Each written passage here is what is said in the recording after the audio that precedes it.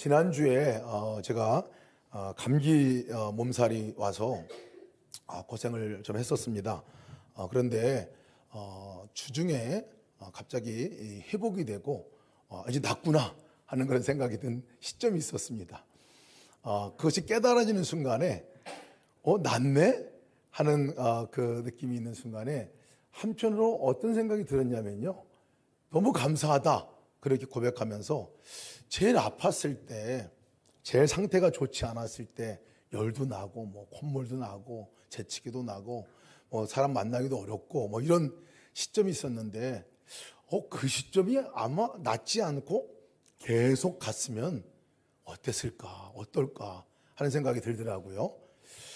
죽음이더라고요.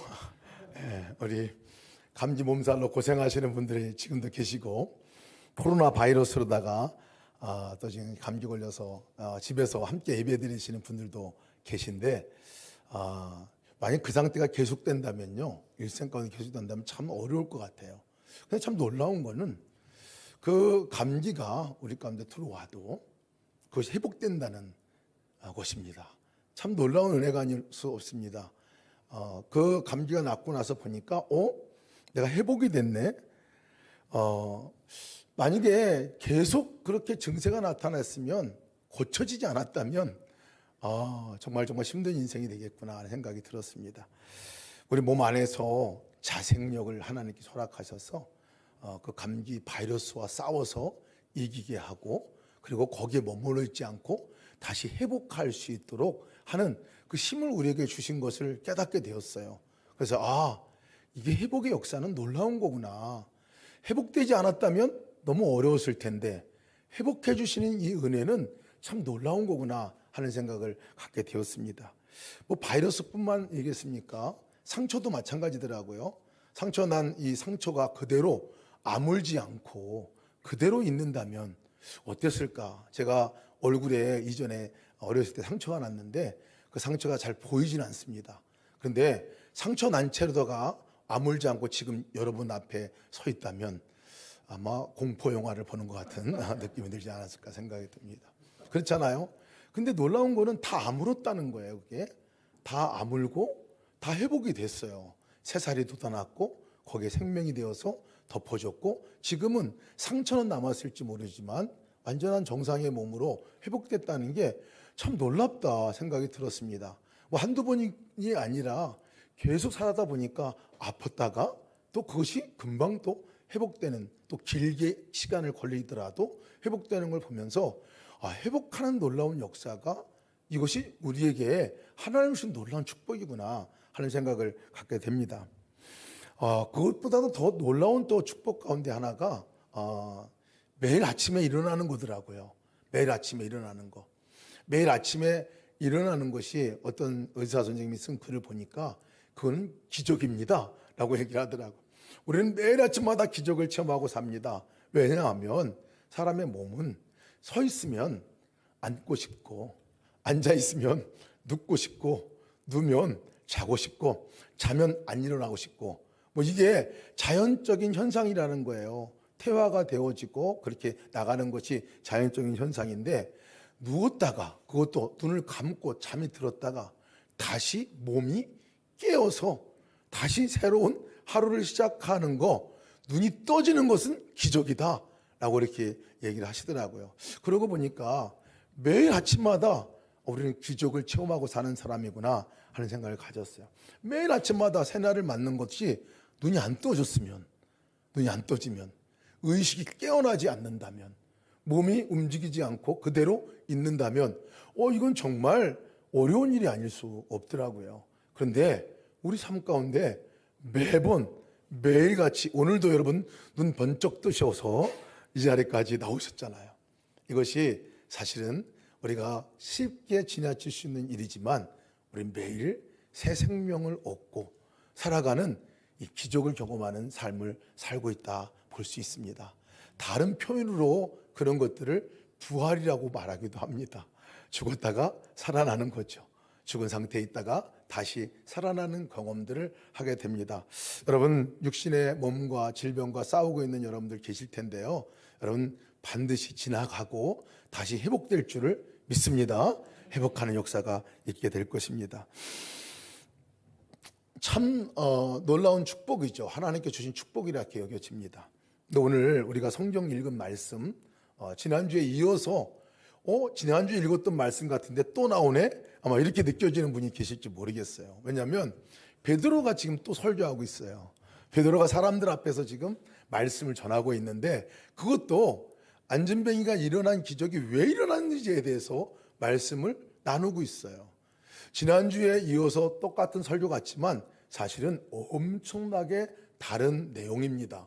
엄청나게 다른 분위기 속에서 일어난 일이거든요. 지난주는 그 설교한 대상이 누구냐면 설교한 대상이 군중들이었습니다. 군중들, 많은 사람들, 예수님을 잡아 죽이라 하고 했던 그 사람들 앞에서 이 안진뱅이가 도대체 40년이나 된 그 안진뱅이가 어떻게 일어날 수 있었느냐 하는 것에 대해서 설명을 해 주었던 말씀, 설교 말씀이죠. 근데 오늘은요, 그 대상이 누구냐면 군중이 아니었어요. 소수의 사람들 앞에 가서 지금 설교를 하고 있어요. 근데 그 소수의 사람이 누구냐면요, 자기들이 지금 그렇게 안진뱅이를 일으키고 설교하고 막 예수님을 전하고 있으니까 그거 못하게 하려고 그 베드로와 요한을 잡아간 사람들 앞에서 지금 얘기하고 있는 거예요. 그 잡아간 사람들이 누구냐면 예수님을 잡아갔던 사람들이에요. 예수님을 잡아갔고 예수님을 처형하고 예수님을 십자가에 못 박았던 그 장본인들, 그 당사자들 앞에 오늘 불려갔어요. 대제사장 안나스, 또 가야바, 요한, 알렉산더 이름이 쭉 나오는데 그 당시에 대제사장들이죠. 그리고 유대 지도자들 앞에서 그 사람들이 다 예수님을 죽인 사람들이에요. 그 사람들이 그날 밤에 예수님을 잡아다가 거기서 예수님에게 사형 언도를 자기들이 내리고 빌라도에게 직접 죽일 수 없으니까 빌라도에게 요청해서 예수를 죽여달라고 사형 언도를 내려달라고 요청한 사람들이 그 사람들이거든요. 그 사람들 앞에서 오늘 이 베드로와 요한이 설교하고 있는 내용이거든요. 너무나 다른 상황입니다. 아마 오금이 저려서 거기서 아무 말도 못하고 아마 벌벌 떨다 나올 수도 있는 상황이거든요. 왜냐하면 그 사람들이 자기 선생님을 죽였고 그 사람들이 지금 제사자를 잡아서 어떻게 해보려고 지금 혈안이 되어 있는 상황에 있었기 때문에 그렇습니다. 그런데 그들 앞에서 베드로가 오늘 말씀을 전하는데요, 담대하게 전합니다. 담대하게 전해요. 얼마나 담대하게 전하느냐면요, 그 사람들을 나무랍니다. 그리고 예수님이 어떤 분인가를 그 자리에서 다시 한번 선언하는 놀라운 말을 전합니다. 10절 말씀이 이렇게 전하고 있어요. 너희가 십자가에 못 박고 하나님이 죽은 자 가운데 살리신 나사렛 예수 그리스도의 이름으로 이 사람이 건강하게 되어서 너희들 앞에 서 있습니다. 그러고 보니까 베드로 요한만 잡혀간 게 아니에요. 거기에 안진뱅이도 일어났던 그 안진뱅이가 증인으로다가 서 있는 것을 보는 거예요. 너희들이 예수님을 십자가에 못 박고 죽었는데 그 죽인 예수님이 이 사람을 안진뱅이에서 살려서 지금 있는 이 증인이야, 이 사람이야. 그러면서 한 번 더 강조해서 얘기합니다. 다른 사람으로서는 구원을 받을 수 없습니다. 천하 인간의 구원을 얻을 만한 이름을, 다른 어떤 이름을 우리에게 주신 일이 없습니다. 오직 예수님만이 구원을 베풀 수 있는 분입니다. 당신들이 죽인 그 예수가 이 사람을 구원해 준 겁니다. 걷지 못했던 이 사람을 건져내어서 일으켜 세워서 걸을 수 있도록 하고 이 사람이 예배드릴 수 있도록 하신 그분이 예수입니다 라고 아주 담대하게 전합니다. 담대하게 전해요. 어떻게 이룰 수 있을까 하는 생각이 듭니다. 군중들에게는 그래도 묻혀갈 수 있는 일이지만 이 사람들은 트라우마의 당사자들이걸요. 당사자들이에요. 그런데 이 대제사장과 유대 지도자들이 이렇게 담대하게 얘기하는 이 베드로와 요한의 얘기를 듣고 아주 당황하는 기색이 역력합니다. 당황했어요. 그리고 살아났던 이 증인 안진뱅이가 여기 있습니다. 일어났던 증인이 많은 사람들이 보았어요. 그래서 그 서로가 의논하다가 너무 담대한 것이 놀라서 그런지 우리가 이 사람들한테 예수의 이름을 전하지 말라고 경고만 하고 보내자라고 협의를 하고 그렇게 얘기를 합니다. 너희들 이제 내가 풀어줄 텐데 예수의 이름으로 가서 절대 말하지 마라, 전하지 마라 얘기를 합니다. 그러면 아마 이전 같았으면 감사합니다 하고 나왔을 것 같아요. 그렇잖아요. 감사합니다. 잡혀가 와가지고 풀어준다는데 감사하지 않아요? 그리고 나갔을 것 같은데 베드로와 요한은 그러지 않습니다. 한마디 더 합니다. 뭐라고 얘기하냐면 내가 하나님 앞에서 너희 말 듣는 것이 하나님의 말씀 듣는 것보다 옳은지 너희들이 판단해 보라. 너희들만이 듣는 것이 난 건지 하나님 말씀을 듣는 것이 난 건지 너희 그거 판단해 보라. 아니 그거 모르는 사람들이 아니잖아요. 우리가 보고 들은 거 이거 말하지 않을 수 없어. 내가 보았어. 내가 들었어. 예수님이 살아계신 것을, 예수님이 사람을 고친 것을 내가 보았고 또 그분이 이 사람을 살려준 것을 내가 아는데 어떻게 내가 그것을 말하지 않을 수 있겠느냐 하고 그렇게 얘기합니다. 너무나 놀라운 일입니다. 사실 너무나 놀라운 일이에요. 이 담대함은요 참 놀라운 담대함입니다. 왜냐하면 베드로가 이 지금 누구 앞에 서 있는 겁니까? 가야바 대제사장 앞에 서 있어요. 그것도 한 사람도 아니야. 여러 제사장 앞에서 서 있어요. 불과 50일 전에 어떤 일이 있었던 거냐면요. 불과 50일 전에 그 베드로에게 일어났던 일은 그 가야바 제사장 집에 예수님이 잡혀서 그 사람들 앞에 똑같이 자기들과 같이 서 있는 그 장면이 있었던 날이에요. 그리고 거기서 예수님이 신문을 받고 있고 베드로는 예수님이 잡혀간 것 때문에 너무 무서워가지고 뒤에서 몰래 예수님 그래도 어떻게 되는가 찾아가서 보고 있는데 막 신문을 하고 있고 난리가 나는 걸 보이면서 자기는 은밀하게 데려갔어요. 그 앞에 차마 다가갈 수 없어서 가야바 앞에 가는 것은 정말 살 떨리는 일이라 갈 수 없어서 뒤에서 조용히 갔는데 종 하나가 다가옵니다. 너 예수님 따르는 제자 내가 본 것 같은데 맞지? 아니라고 부인합니다. 이렇게 부인한 거 3번이나 모른다고 부인했던 이 자리입니다. 이 자리예요. 3번째는 저주하고 예수님을 저주하고 모른다고 얘기했던 그 자리, 그 마당에서, 그 집 마당에서 그렇게 하고 도망쳐 버렸어요. 그리고 회개하고 눈물 흘렸던 것이 베드로입니다.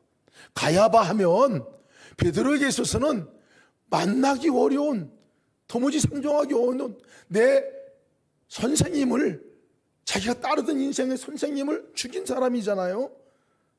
그런 사람 앞에 지금 서 있는 거예요. 강한 트라우마가 그에게 있었을 것 같아요. 사람을 도무지 가서 제대로 대면할 수 없는 그런 트라우마가 그 누구보다도 이 베드로에게 아마 있었을 것 같아요. 그런데 그 베드로가 그 트라우마를 극복하고 있는 겁니다. 지금 그걸 뛰어넘어서고 있는 거예요. 뛰어넘었을 뿐만 아니라 오히려 그 사람들이 두려워할 정도로 담대하게 지금 얘기하고 있어요. 너희가 죽인 그 예수가 이 사람을 건져낸 거야. 예수님 외에는 구원할 사람이 없어. 예수님이 바로 하나님이야 라고 얘기하는 이 담대함을 지금 보고 있습니다. 여러분, 이 트라우마, 우리 가운데서도 다양한 종류의 트라우마가 있어요. 또 다른 표현으로 말하면 공황장애 증세라고 말할 수 있을지도 모르겠어요. 사람에 대한 공황장애. 지난주 누구를 만났는데 그 전도사님 한 분이 누구를 만나면 자기가 죽음과 같은 공포가 밀려와가지고 깜짝 놀랐다는 거예요. 그래서 도망 나왔대, 그 자리를. 아, 이거 트라우마구나. 어떤 목사님은 또 함께 나누다 보니까 자기도 이 비행기만 타면 이 공황장애가 와가지고 한번 막 가슴이 쪼여오고 막 공포가 밀려오고 죽음을 경험하는 것들을 경험했다는 거예요. 나중에 알고 보니까 그게 공황장애라고 얘기를 하더라고요. 근데 그것을 어떻게 도대체 극복을 우리가 할 수 있겠습니까? 그것을 장애라고 말할 정도로 벗어날 수 없는 그 상황에 있는 마음의 상태 아닙니까? 뭔가에 뇌에 충격이 왔거나 우리 가슴에 충격이 왔거나 상처가 있고 손상을 입어서 계속해서 그것이 넘어서지 못하는 우리의 장애로 있는 영역이 있다는 거예요. 근데 그것을 오늘 베드로는 뛰어넘었습니다. 뛰어넘었어요.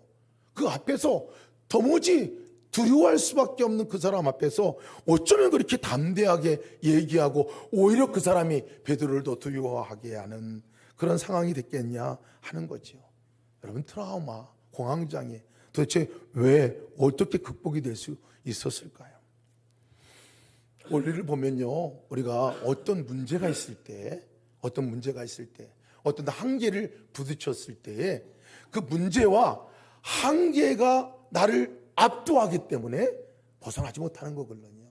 그런데 그 문제와 그 한계를 뛰어넘을 수 있는 것이 있으면 그것을 극복한다는 거예요.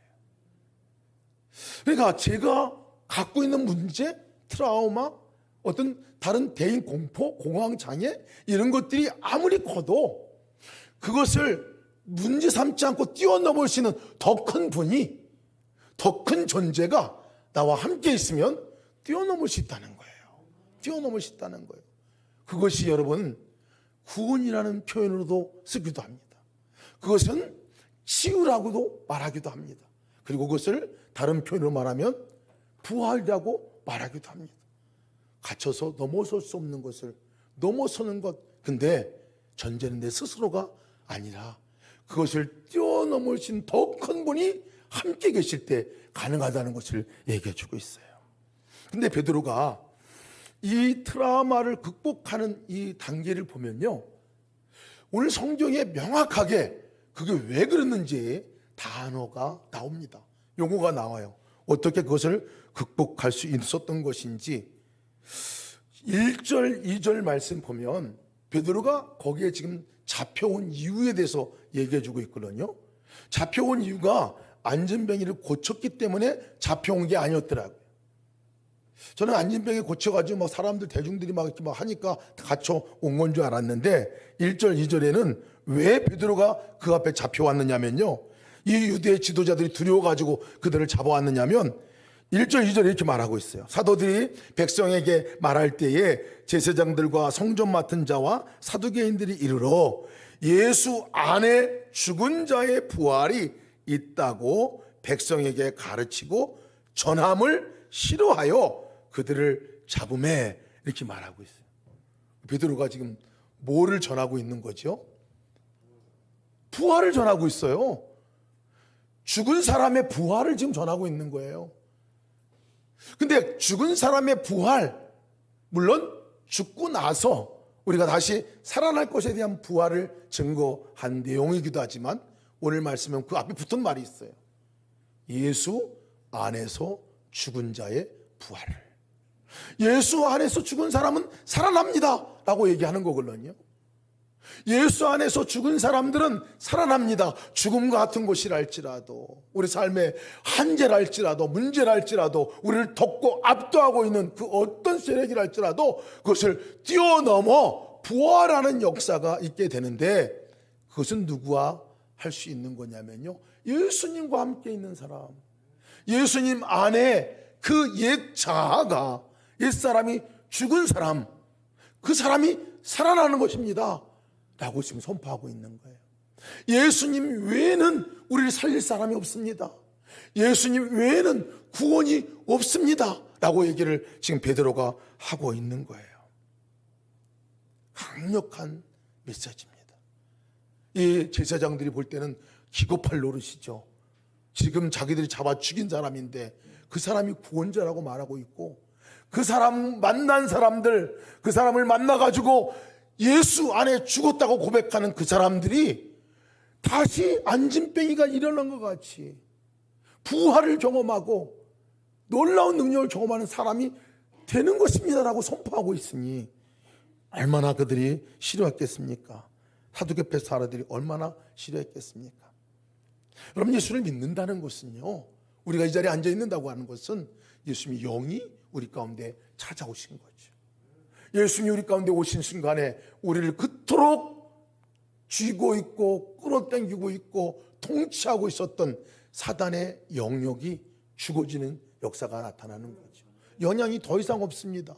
그래서 우리는 옛자가 죽었다고 말해요. 예수님이 오는 순간에 예수님과 함께 우리는 옛사람은 죽게 되는 거예요. 사도 바울이 말한 것 같이 내가 그리스도와 함께 십자가에 못 박혀 죽었나니, 주 안에 죽었나니, 이 죽은 그리스도인들을 말하는 겁니다. 그 죽은 사람들 안에 예수님이, 부활하신 예수님이 우리 가운데 살아계시니 우리도 우리 삶 가운데서 부활을 경험하며 살아가는 것입니다 라는 그 말씀입니다. 여러분, 우리 삶을 우리가 이길 수 없습니다. 우리의 삶에 오는 이 억압과 우리 삶에 우리를 짓누르고 있는 그것을 이길 수 없습니다. 우리의 한계를 넘어설 수도 없습니다. 더더군다나 죽음은 더더욱 그렇습니다. 죽음과 비스무리한 것 같은 것도 그렇습니다. 오직 예수 그리스도만이 우리를 건져낼 수 있는 거죠. 그 트라우마로 짓눌렀던 이 베드로가 누구냐면 내가 주 안에 죽은 사람입니다라는 말입니다. 내가 부활한 사람입니다라고 지금 얘기하고 있는 거예요. 내가 증인입니다. 보세요. 내가 증인이에요. 내가 부활한 사람이에요.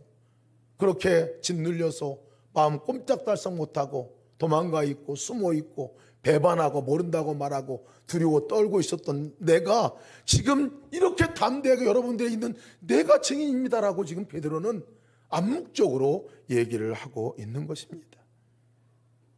다른 이로서는 구원을 받을 수 없나니 천하 인간 사람 중에 구원을 받을 만한 다른 이름을 우리에게 주신 일이 없음이니라. 이 말을 세번역병용으로 다시 한번 제가 읽어보겠습니다. 이 예수밖에는 다른 아무에게도 구원은 없습니다. 사람에게 주신 이름 가운데 우리가 의지하여 구원을 얻어야 할 이름은 하늘 아래에 이 이름 예수의 이름밖에는 다른 이름이 없습니다 라고 얘기합니다. 여러분, 우리를 문제를 뛰어넘게 하고 이기게 하고 트라우마를 극복하게 하고 큰 문제 넘어설 수 있도록 하게 하고 거기로부터 우리를 건져낼 수 있게 하고 공황장애와 같이 장애라 말하는 것들로 우리를 올가매고 있는 거 할지라도 그것으로부터 우리를 건져내는 유일한 분은 예수 그리스도 한 분인 것을 믿으시기 바랍니다. 예수 그리스도 한 분이 우리의 삶을 건져내시는 분이라는 거예요.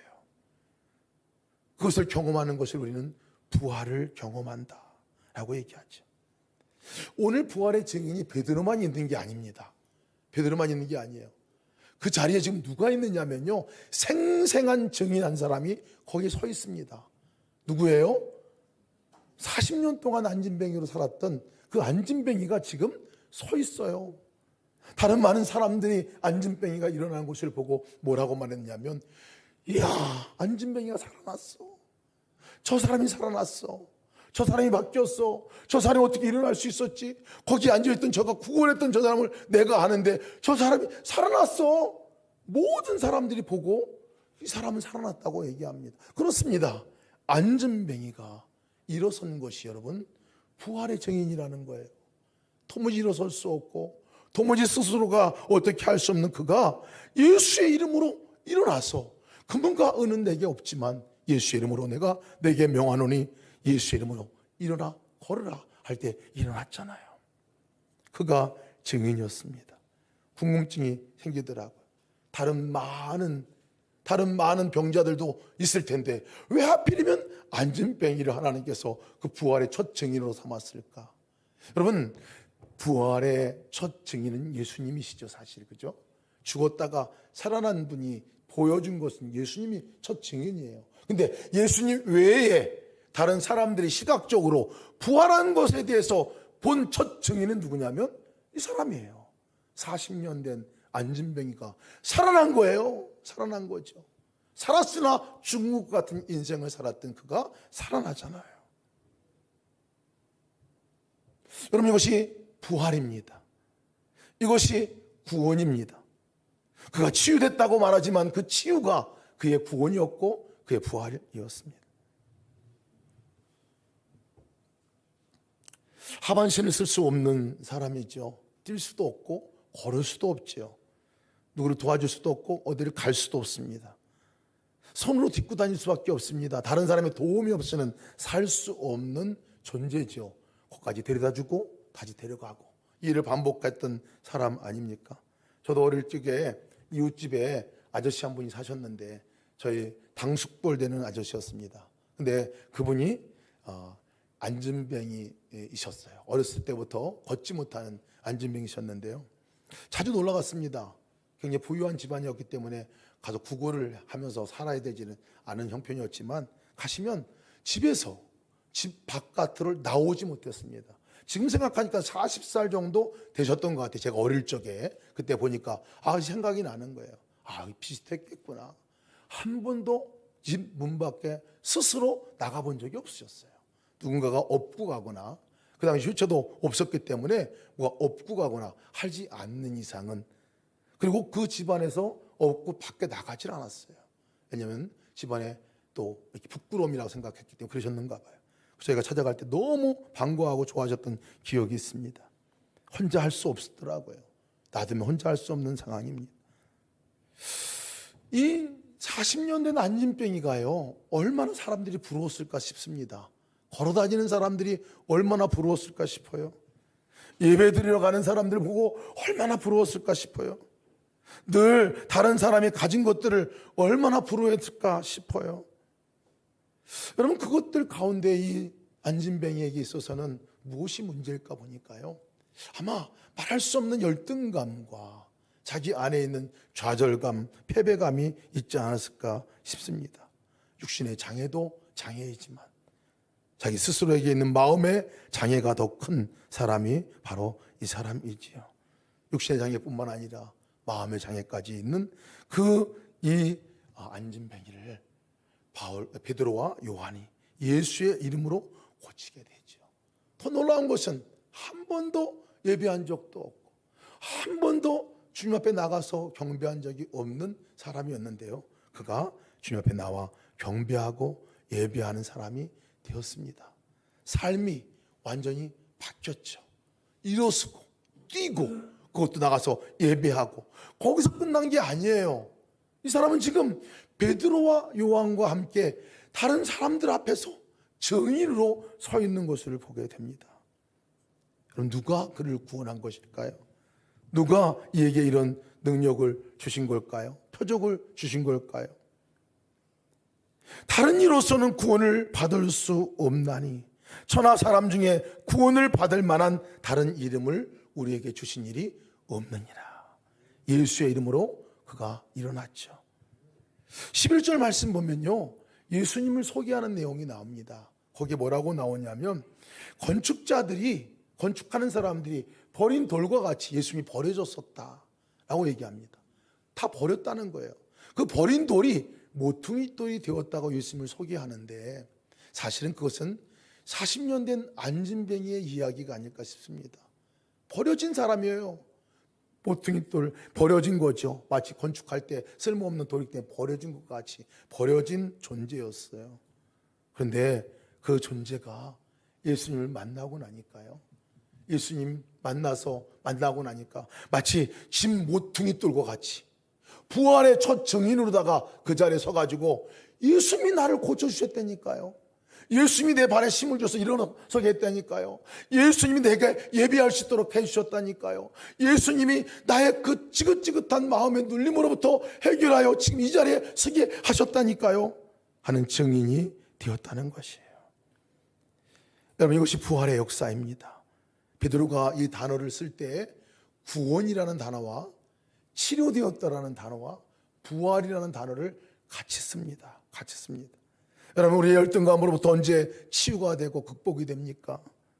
언제 트라우마가 극복되는 것입니까? 언제 우리의 질병이 극복되는 것입니까?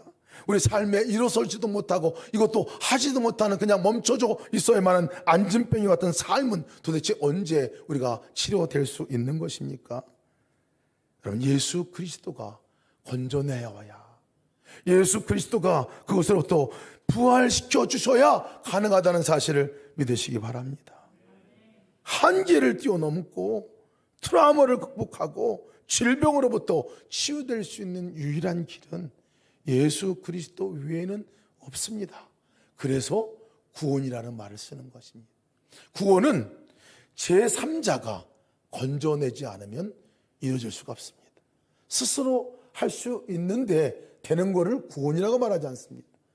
스스로가 안 되는 상태에 있는 그 상황에 있을 때 제3자가 찾아와서 건져내는 것을 구원이다라고 말합니다. 부활도 마찬가지입니다. 부활은 죽지 않으면 부활한다고 말할 수는 없죠. 죽어 있는 상태예요. 죽어 있는 상태이기 때문에 아무것도 할 수 없어요. 그런데 제3자가 와서 그 죽음에 있는 사람을 끄집어내어서 생명을 불어넣고 그에게 생명을 주어서 일으켜 세워야 이게 부활이라는 단어 용어가 형성이 되지요. 마찬가지입니다.